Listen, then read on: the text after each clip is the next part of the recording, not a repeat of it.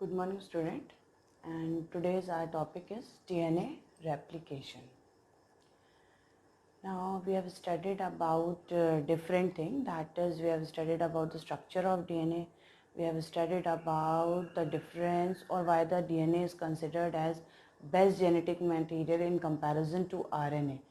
Now we have to go through the property of DNA, that's how the DNA is able to ultimately replicate and then able to form the mRNA, and ultimately mRNA going to form the protein. So this central dogma, the first step is of replication of DNA. Now the replication of DNA we have to study today. Now one thing I want to tell you, that DNA has to perform two functions. Two function is performed by DNA. First function is it is act as autocatalyst, means that DNA is going to form DNA. Okay, that is DNA going to form DNA. So for this, DNA is a autocatalyst. The second thing, the DNA act as heterocatalyst, means with the help of DNA, the formation of RNA take place. So here the DNA act as heterocatalyst. But today we are going to study the property of DNA that is applicable, that it is a autocatalyst. Now that is the DNA replication is performed by itself by the DNA, and when DNA has to replicate, then the process is very complex and it is a multi-step process that is performed in nucleus during the time of cell division, and it is stepped by, or it was in this complex process there are many enzymes are also in use, and they are needed, that is many enzymes are needed. So first we going to discuss the different enzymes that are required for DNA replication. So first we'll study the different enzyme that is required for DNA replication. Now we know that DNA is helical in form. It is double helical. We have studied the model of DNA, that it is a double helical structure. So before DNA has to replicate, DNA has to be unwound, or it should be opened. That is, the two strands should be get open so that the replication will occur, or they make copy of the two strand. So the first enzyme that is required for the DNA replication is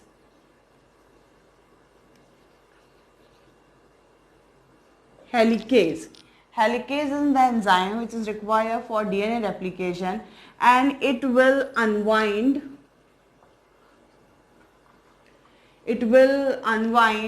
or you can say open the strand of DNA. It will open the strand of DNA.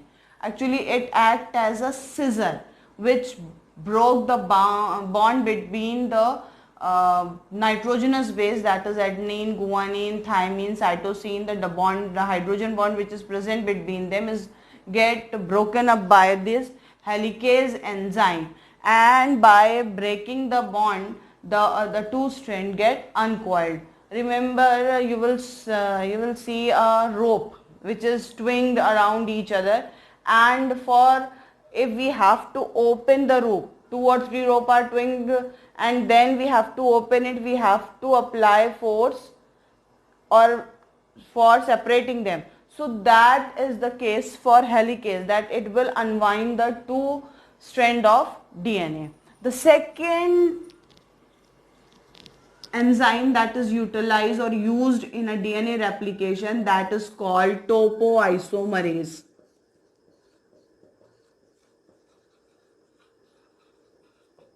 Topoisomerase is the second enzyme that is used in DNA replication, and it will release the stress that is present by the helicase during the unwinding of the coiled DNA. That is, it will release the tension and the DNA will remain separate. As you remember, I have told you about the rope.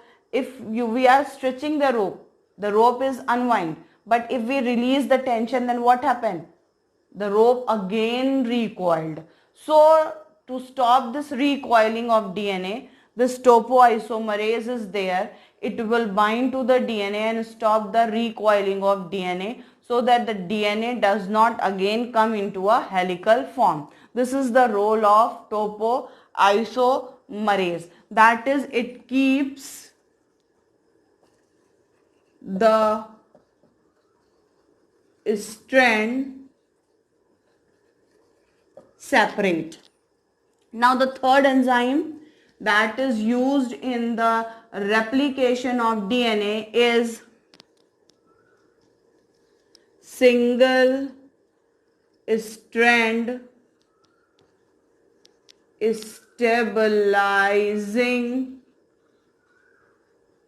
enzyme. It is also known as SSE, single strand stabilizing enzyme. And this, as the now the DNA becomes single stranded, suppose this is the DNA, now it become a single stranded. Okay, now it will bind here, that is single strand stabilizing enzyme will bind here and here, and it will make the single strand stable so that they does not get in contact with each other. That was with the help of topoisomerase, and at that state it should be stable so that it can make its copy. So that state is maintained by single cell stabilizing enzyme. Okay, so the function is to make the single cell stabilizing, it make the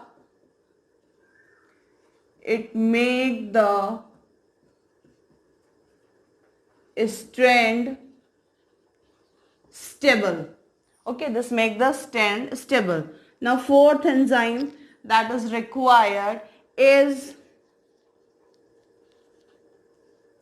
DNA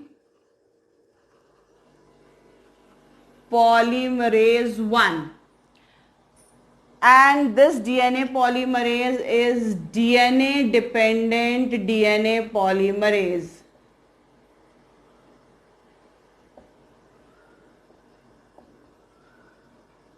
DNA dependent DNA polymerase, and the formation it help in removal of the primer.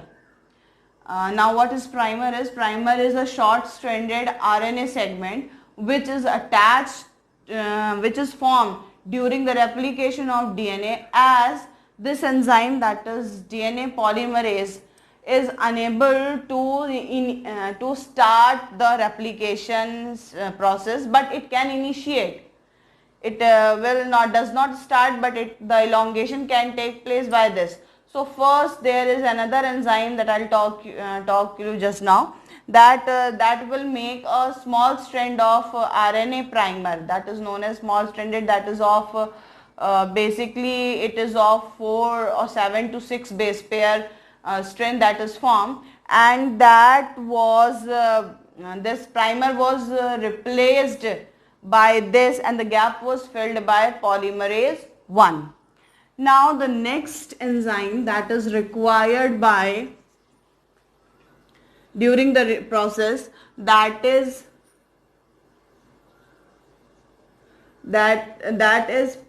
primase.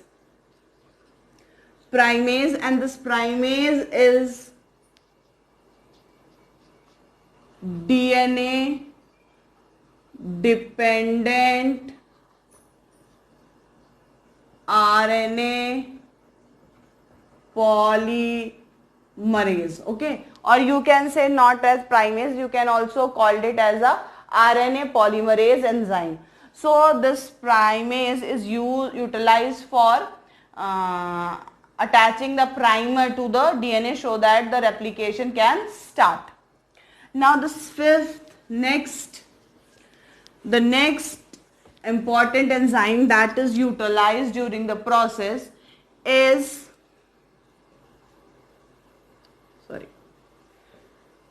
DNA polymerase 3. Here it is DNA polymerase 1 and here it is DNA polymerase 3. It is required, and DNA polymerase 3 has 3 subunit. It has 3 subunit, that is alpha subunit, which is act as a subunit catalyst. It is act as a subunit catalyst. It is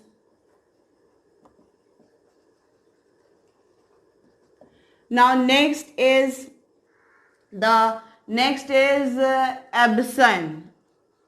It is represented by abscin, and this subunit will do the proof reading. And next is beta 2 subunit.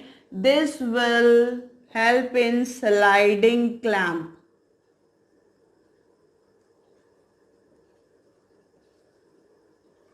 So this is the 6th enzyme that is used for the replication of DNA, and that is DNA polymerase 3. Now the next enzyme that is used, that is ligase. Ligase is act as a favicol, that is it join the strand together.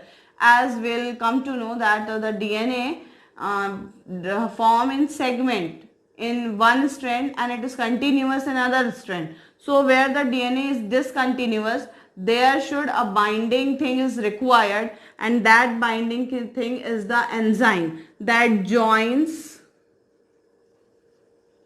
the end of DNA. So ligase is required. Now next one is phosphorylase.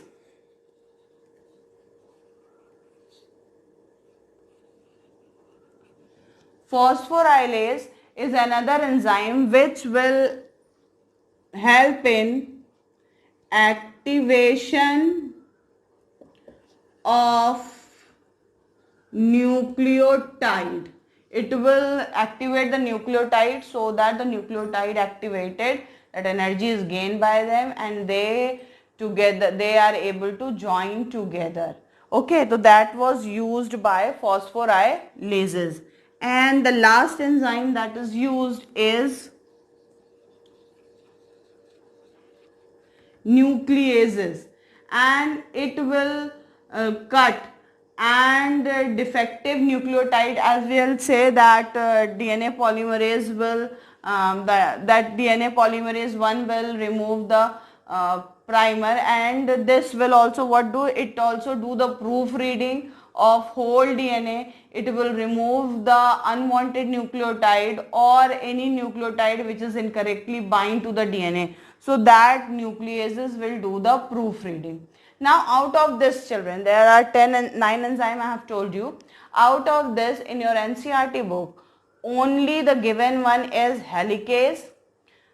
The next enzyme which is given in NCERT book is DNA polymerase. It was not mentioned there what work is of DNA polymerase 1 or what work is of DNA polymerase 3. So it is a general DNA polymerase is given. Then primase is given with the name of RNA polymerase, and then ligase is there.